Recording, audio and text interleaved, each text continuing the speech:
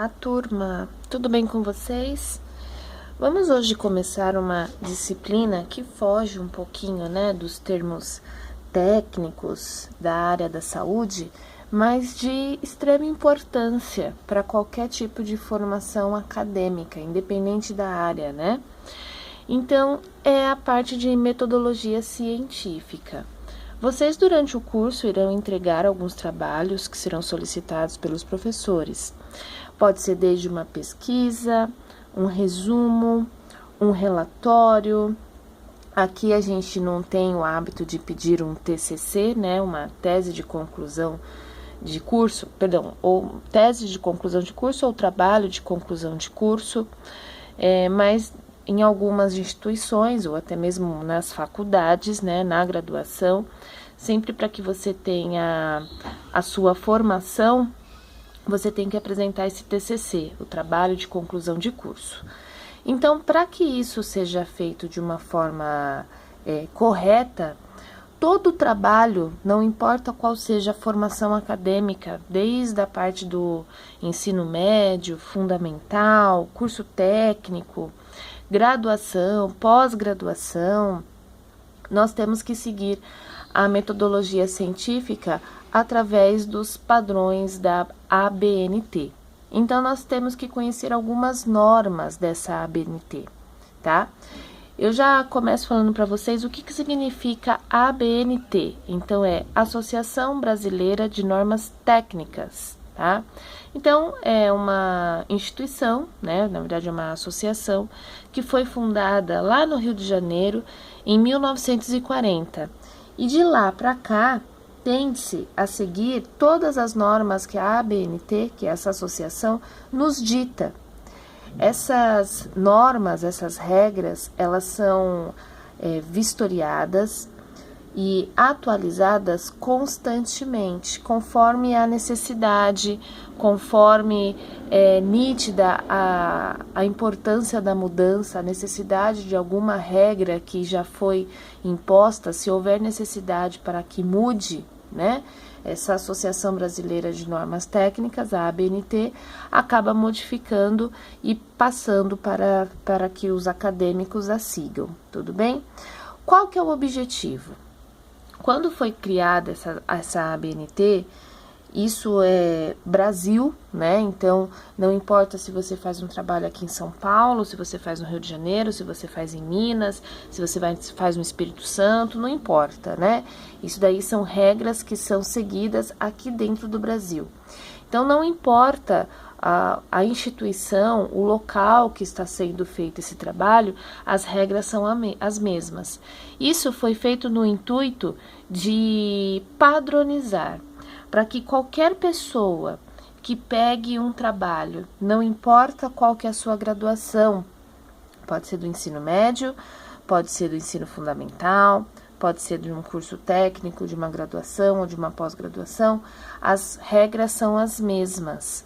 Então, para que qualquer pessoa, ao pegar esse trabalho com as informações técnicas, consiga consultar e estudar, Então, todo o trabalho, não importa qual é a sua formação, ele vai apresentar uma capa, uma folha de rosto, um sumário, uma introdução, as referências bibliográficas. Então, ele sempre vai apresentar essa sequência, tá? Então, isso tornou-se padrão e nós temos que seguir essas normas da ABNT.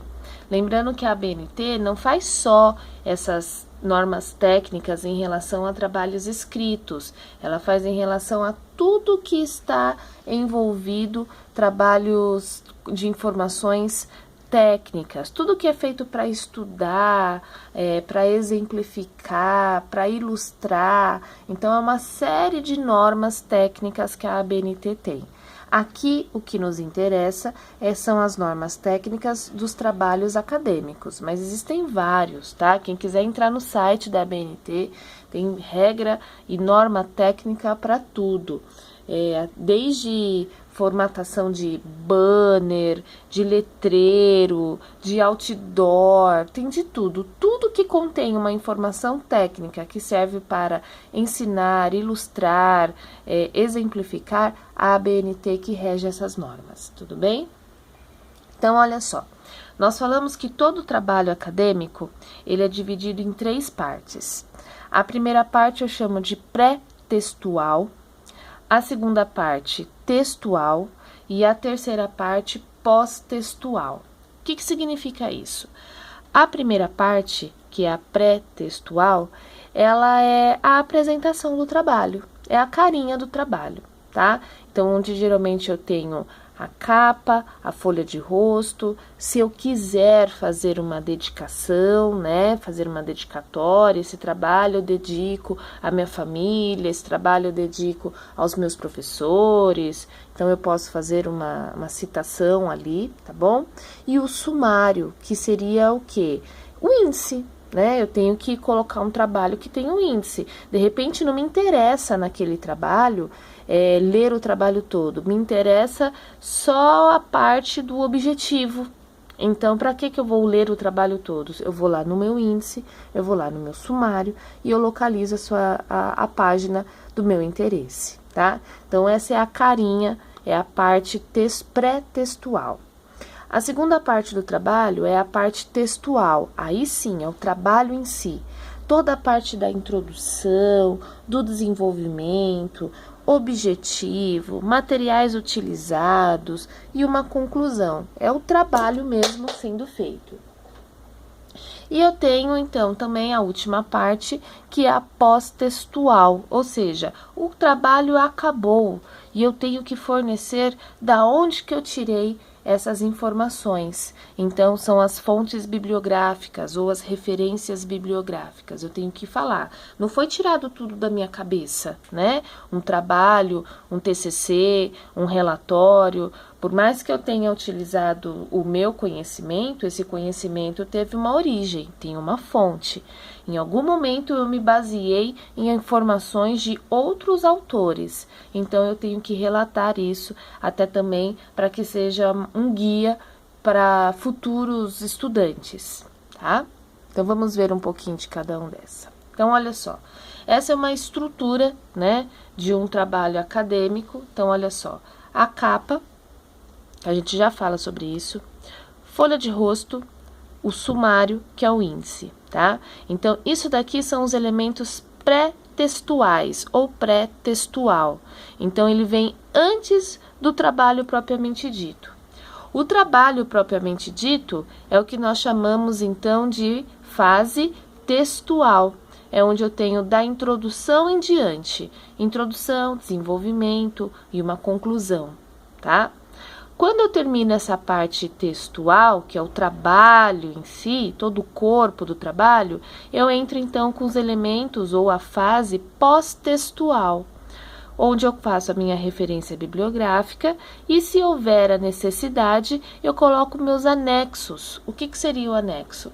Algum documento, né? De repente, o meu trabalho foi baseado em pesquisas, em questionários que eu fiz com os meus pacientes, com aquela população. Então, eu tenho que apresentar o questionário que eu utilizei para que possa servir de fonte, né? Da onde que você tirou essa informação? Que tais sintomas acometem mais mulheres na fase de 40 anos. Então, eu tenho um questionário ali que foi passado para aqueles pacientes. Só um exemplo, tá, gente?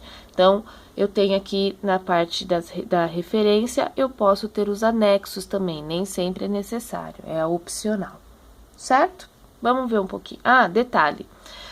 Numeração, a gente já fala disso novamente, mas apenas o que é numerado de forma exemplificada é a parte textual, tá? A parte textual e as referências bibliográficas e os anexos, se forem o caso. Então, retificando. O que é colocado como numeração, que é exemplificada a numeração, é a parte textual e pós-textual. A fase pré-textual, ela é contada, mas ela não é numerada. Então, vamos supor, a capa a gente não considera, né, como número 1. A folha de rosto é a número 1. Então, eu teria número 1, número 2, número 3, número 4, número 5, número 6. Essa parte aqui, ó, pré-textual, eu não numero, mas eu conto. E eu vou começar a exemplificar qual é o número da página a partir da introdução. Aí sim eu começo a mostrar qual é o número da página.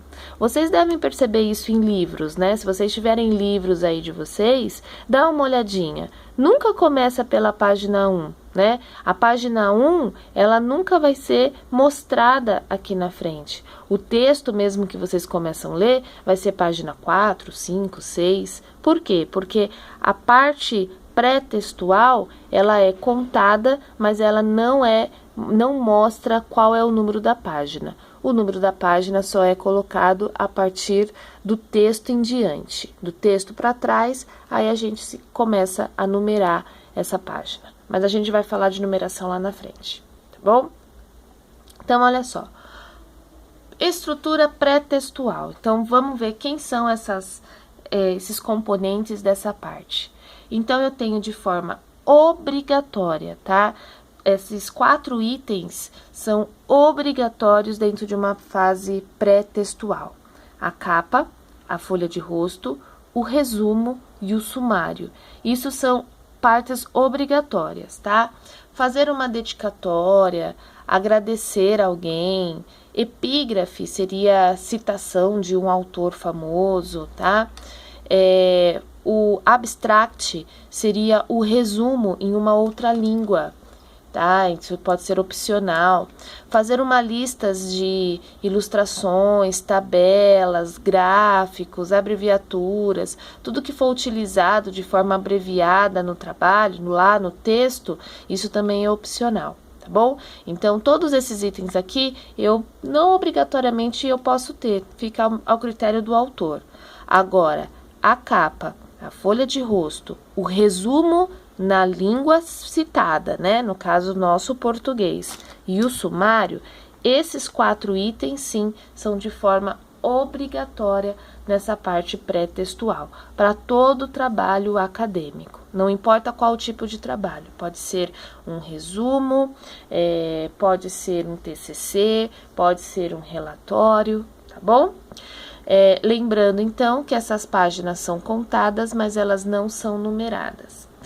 Da onde que eu tirei essas informações? Olha só, eu estou citando aqui para vocês, quem tiver curiosidade pode entrar nesse site aqui, ó, normasabnt.org, lá tem tudo relatado de forma detalhada, eu só estou trazendo resumido e mais explicativo para vocês, tá? O que nos interessa, mas tem todas as explicações lá. Então, olha só, o que seria essa capa, né? Então, é a capinha aqui, que mostra, né, o trabalho. Quando vocês vão entregar, vocês têm que pôr uma capa, né, a cara do trabalho. Então, vamos supor, aqui está um exemplo de uma universidade. Eu cito qual que é a instituição, então, a Universidade Federal do Brasil, curso de graduação, né, qual que é a graduação dessa pessoa, o nome do autor, o título do trabalho, se houver um subtítulo, né, nem necessariamente pode ter um subtítulo, pode ser só o título, a cidade e o ano que está sendo feito esse trabalho. Tudo bem? Essa é a capinha, forma obrigatória. Depois da capa, vem a folha de rosto. Então, olha só, na folha de rosto, eu não cito mais a instituição e nem qual é a graduação. Eu começo direto com o nome do autor. Eu coloco aqui o título do trabalho, se houver a necessidade de citar, né, de falar um subtítulo do trabalho, não necessariamente, e eu vou falar, né, ó, um trabalho apresentado no curso de graduação da Universidade Federal do Brasil, tá? Então, coloco aqui se tiver o professor ou orientador e a cidade e o ano que foi apresentado, tá bom? Então, a capa e a folha de rosto de forma obrigatória nessa parte pré-textual. Olha só, o sumário. né? O sumário é o índice, aonde eu tenho que relatar todos os componentes daquele trabalho, né? Então, olha só, aqui só um exemplo, tá, gente? Então, ó, o capítulo 1, aqui a gente numera os capítulos, quantos capítulos tiver, tá? Então, tema e problema da pesquisa, tá lá na página 4. O capítulo 2 fala sobre hipóteses, página 6. O capítulo 3, ele se divide em 2 subcapítulos, né? Então, tá lá o objetivo geral e objetivos específicos. Capítulo 4, justificativa. Capítulo 5, referência teórica. Olha lá, no 6 é a metodologia. Então, como que foi desenvolvido esse trabalho, tá? Então, olha só, e aí eu faço a numeração. Neste caso aqui foi colocada uma folha de aprovação, no caso se fosse um TCC, isso daqui é opcional, né? Nem sempre a gente precisa colocar, depende da situação do trabalho, certo? Então, aqui eu só quis exemplificar para vocês que o sumário nada mais é o índice. De repente, eu quero saber qual foi a metodologia utilizada para o desenvolvimento desse trabalho. Então, não preciso ler o trabalho inteiro. Eu vou lá no meu sumário, lá no meu índice, metodologia está na página 15. Vou até a página 15. Vocês viram a importância como tem que padronizar? A partir do momento que a gente padroniza e a gente aprende essa padronização, a gente começa a ter facilidade na hora de fazer a pesquisa. Não importa a graduação, né? Não importa se é ensino médio, fundamental, curso técnico, graduação, uma pós-graduação, as regras são as mesmas. Então, qualquer pessoa, qualquer aluno acadêmico consegue consultar um trabalho. Por quê? Porque o trabalho foi feito em cima de padrões, de regras, né, padronizadas para facilitar o estudo. Tudo bem? Olha só, coloquei aqui para vocês, então, a parte, né, de formação de um trabalho através do pré-textual. Então, a capa, a folha de rosto são obrigatórias, a dedicatória, agradecimento, não necessariamente, é opcional. Resumo, de forma obrigatória, resumo do trabalho, né? Listas, só se for opcional também, se houver a necessidade de citar ali figuras, né, gráficos, siglas, isso depende do trabalho, e o sumário de forma obrigatória. Olha só, as páginas estão sendo numeradas, 1, 2, 3, 4, 5, 6, 7, 8, 9, não importa, né? Quantas páginas eu tenho, mas eu não vou citar as páginas, tá? Eu vou apenas contar, mas eu não vou numerá-las. Para quê? Na hora que eu vou fazer o sumário, a próxima página aqui, ó, do sumário, vai ser a introdução. Aí sim eu vou começar a notificar, exemplificar. Tá bom? Então, por isso que aqui no sumário a gente nunca começa com a página 1, porque a página 1 vem lá da capa ou da folha de rosto. Tudo bem? Parte textual. Aí sim é o trabalho propriamente dito. Toda pesquisa, toda escrita, né? Então, eu tenho aqui 3 itens importantes da estrutura textual e obrigatória.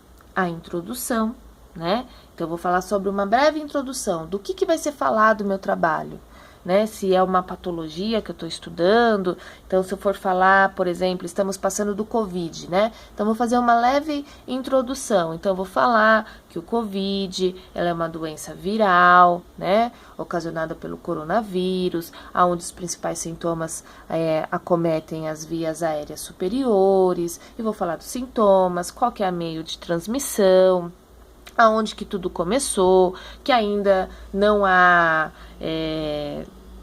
como se fala, não há tratamento específico, que não há vacina, né, o índice de morte. Então, eu vou falar uma introdução, uma leve introdução, para que a pessoa que pegue o meu trabalho saiba do que eu estou falando. O desenvolvimento é todo o trabalho em si, né? Toda a pesquisa, toda a escrita. E no final, uma conclusão. Eu preciso dar uma conclusão, né? Por que eu fiz esse trabalho? Qual que é a conclusão? Através desse trabalho, nós chegamos a que ponto? A que conclusão? Se a gente for dar um exemplo aqui do Covid. Então, através de todos os relatos, todas as pesquisas, nós podemos concluir que há necessidade das medidas profiláticas, de distanciamento, de evitar aglomeração, do uso da máscara, etc. Tá? Então, uma conclusão pós o trabalho. Lembrando que aqui sim há necessidade da numeração e de mostrar qual é a página. E a página a gente coloca lá no canto superior direito, lá em cima, através de números arábicos, que são os números que nós estamos acostumados, tá? 1, 2, 3, 4, 5, tudo bem? Eu não posso colocar em números romanos, tá? É sempre nos números habituais arábicos.